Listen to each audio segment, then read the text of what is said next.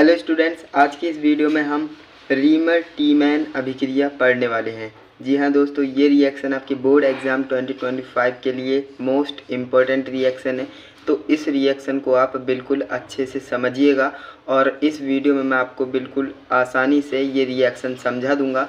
ये आप रिएक्शन नहीं भूल पाएंगे, मैं 100% कह सकता हूँ। तो फ्रेंड्स, करेंगे क्या, सबसे पहले मैं यहाँ पर आपको लिख करके बताऊँगा, फिर उसके बाद इस थ्योरी पर आएंगे, क्योंकि अगर मैं डायरेक्ट आपको थ्योरी समझाने लगूँगा तो आपको जो है बोरियत फील होगी, आपको समझ में नहीं आएगा। तो फ्रेंड्स, मैं करता क्या हूँ, सबसे पहले आपको जो है लिख करके समझाने की कोशिश करता हूँ। सो फ्रेंड्स, यहाँ पर आप देख सकते हैं मैं व्हाइट बोर्ड पर आ चुका हूँ एंड यहाँ पर आज की इस वीडियो में हम रीमर टीमैन अभिक्रिया पढ़ने वाले हैं। कंफ्यूज मत होइएगा, ये एग्जाम में रीमर टीमैन और राइमर टीमैन अभिक्रिया के नाम से पूछी जाती हैं।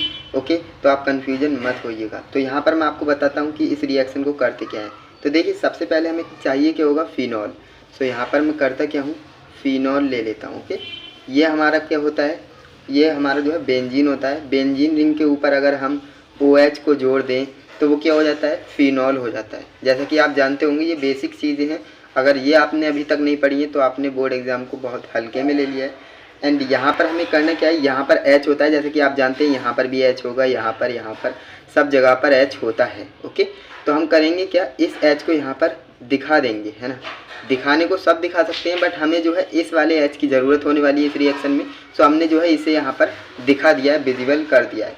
अब यहाँ पर आप देखिए, हमें जो है फिनॉल ले लिया। अब फिनॉल के बाद हमें क्या चाहिए होगा, क्लोरोफॉर्म चाहिए होगा। देखिए, जैसे मैं आपको समझा रहा हूँ ना, वैसे आप समझेंगे तो आपको बहुत मज़ेदार ये रिएक्शन लगने वाली है। ओके, तो जैसा कि मैं आपको बता रहा हूँ वैसे आप समझने की कोशिश करिए। देखिए, यहाँ पर हमने क्या लिया है, अभी तक फिनॉल लिया है। फिनॉल का एक H हमने दिखा दिया, प्लस हमें चाहिए क्लोरोफॉर्म। ओके, क्लोरोफॉर्म का आपको फॉर्मूला पता होगा क्या होता है, तो आप कहेंगे CHCl3 हमारा क्लोरोफॉर्म होता है, CHCl3। जी हाँ दोस्तों, आपको जो है फॉर्मूलेज याद रखने हैं। अगर आप फॉर्मूलेज को याद नहीं रखेंगे तो आप बोर्ड एग्जाम में रिएक्शन तो क्या, आप रिएक्शन को शुरू भी नहीं कर पाएंगे, है ना। तो इसीलिए आपको बोलता हूँ फॉर्मूलेज याद होना बहुत ज़रूरी है। देखिए, CHCl3 मैंने आपको बताया ये हमारा क्या होता है, क्लोरोफॉर्म होता है। लेकिन दोस्तों, मैं इस CHCl3 को कुछ इस तरह से लिख सकता हूँ क्या, एक मिनट आप देखिएगा फ्रेंड्स। यहाँ पर मैं CHCl3 को कुछ इस तरह से लिख सकता हूँ। फ्रेंड्स, आप कहेंगे बिल्कुल आप लिख सकते हो, इसमें कोई बड़ी बात नहीं है। एंड अब हमें क्या चाहिए होगा, ध्यान दीजिएगा, हमने क्या क्या लिया है अभी तक, फिनॉल लिया है और क्लोरोफॉर्म लिया है। अब हमें चाहिए पोटेशियम हाइड्रोक्साइड। ओके, मैंने आपको बता दिया कि आपको फॉर्मूले याद रखना ज़रूरी है। ओके, तो KOH हमें चाहिए होगा और 3KOH चाहिए। क्यों चाहिए मैं आपको बताऊँगा। तो 3KOH को मैं इस तरह से लिखूँगा। देखिए, KOH और यहाँ पर भी KOH, इस तरह से हमने यहाँ पर लिख दिया। सो फ्रेंड्स, इतना आपको समझ में आ गया कि हमने अभी तक क्या क्या कंपाउंड लिए हैं। सो सबसे पहले हमने लिया है फिनॉल को, ओके, और हमने लिया है क्लोरोफॉर्म को, प्लस हमने लिया है पोटेशियम हाइड्रोक्साइड। अब यहाँ पर इक्वल का निशान आएगा। अब यहाँ पर आप देखेंगे ये रिएक्शन अभी स्टार्ट होगी। कैसे होगी यही तो आपको समझना है और बिल्कुल आसान तरीके से आपको समझाने वाला हूँ। देखिए, सबसे पहले आपको करना क्या है, यहाँ पर ये आपको ध्यान देना है कि यहाँ से 3K और यहाँ से 3Cl, ये मिलकर 3KCl निकाल देंगे। ध्यान दीजिएगा, यहाँ पर CHCl3 में से सभी Cl और KOH में से सभी K मिल कर के 3KCl। अब मैं 3KCl क्यों कह रहा हूँ, क्योंकि यहाँ पर देखिए 3K है और 3Cl है, तो ऑब्वियस ही बात है 3KCl निकलेगा। तो यहाँ पर हमने ये विजिबल कर दिया। आपको बोर्ड एग्जाम में ऐसा बनाना नहीं है, आपको ये अंडरस्टूड रखना है। देखिए, यहाँ पर हमने इस तरह से इसलिए बताया है ताकि आपको अच्छे से समझ में आए। तो यहाँ पर हमने 3KCl को निकाल दिया। ओके, तो यहाँ पर मैं बेंजीन रिंग बना लेता हूँ। यहाँ पर आप देखिए बेंजीन रिंग मैंने बना ली और फिनॉल तो हमारे पास था ही, तो वो OH यहाँ पर आ जाएगा। तो फ्रेंड्स, अब ध्यान देंगे, यहाँ पर मैंने आपको बोला था कि 3KCl निकलेगा, तो प्लस करके हम 3KCl पहले निकाल देते हैं जिससे कि आपको समझने में आसानी हो। 3KCl निकल गया। अब ध्यान देंगे यहाँ पर आप, यानी कि दोस्तों 4 H निकलेंगे। यहाँ पर आप देख सकते हैं 3 H होगा और एक ये चौथा H। अब यहाँ पर हमारे 2 O निकलने वाले हैं, तो यहाँ पर हमने 2 O ये वाले ले लिए। तो क्या हो गया, देखिए 3 और एक 4 H हो गए, 2 O हो गए, तो 2H2O। अभी मैं आपको समझाऊँगा। देखिए 2H2O। अब यहाँ पर आप देखिए 2 दूनी 4 हमारे H हो गए। देखिए 3 और एक 4 H हो गए, बैलेंस है, प्लस यहाँ पर 2 हमारे क्या हैं, O हैं, तो 2 O हमने निकाले हैं। तो ये हमारा बैलेंस हो गया। अब यहाँ पर ध्यान देंगे, हमारे पास एक O अभी भी बचा हुआ है। ध्यान देंगे, यहाँ पर कन्फ्यूजन नहीं होनी चाहिए। हमने जो है यहाँ पर 3 H ये वाले और एक ये 4 H हो गए हमारे पास, 4 H यहाँ पर आप देख सकते हैं, और 2 O है हमारे पास, और 2 O हमने निकाले थे, लेकिन एक O हमारे पास अभी भी बचा हुआ है, तो वो O करेगा क्या। और यहाँ पर C, ये 2 बचे हुए हैं, C और O। ओके, C और O बचे हैं, यहाँ पर H भी होता है, आप जानते हैं यहाँ पर H होता है, तो यहाँ पर CHO हो जाएगा। ध्यान देंगे, यहाँ पर CHO हो जाएगा, इसमें कोई दिक्कत नहीं होगी आपको मैं एक बार दोबारा बताता हूँ। देखिए, हमने किया था, फिनॉल लिया था प्लस क्लोरोफॉर्म लिया था प्लस हमने पोटेशियम हाइड्रोक्साइड लिया था। ओके, एंड यहाँ पर हमारे 3 K और 3 Cl आपस में मिलकर 3 KCl निकाल दिए, 3 KCl निकाल दिए। अब बचा क्या, 3 OH बचा और CH बचा, है ना। तो यहाँ पर हमने किया 2H2O निकाला। देखिए 1 2 3 4 H हैं और हमारे पास 2 O। यहाँ पर आप देख सकते हैं, ये हमने फॉर्मूला भी बनाया हुआ है, 2H2O यानी कि 4 H और 2 O। ओके, ये 2 O, लेकिन एक O हमारे पास बचा हुआ था और एक हमारे पास C बची हुई थी, तो CO प्लस यहाँ पर H होता है CHO। आप समझ गए होंगे, बिल्कुल आसानी से मैंने आपको समझाने की कोशिश करी है। तो इसमें जो रिएक्शन में हमारा मेन कंपाउंड बना है ना, वो ये वाला मेन कंपाउंड है। ओके, इसका नाम क्या है फटाफट से कमेंट में बताइए।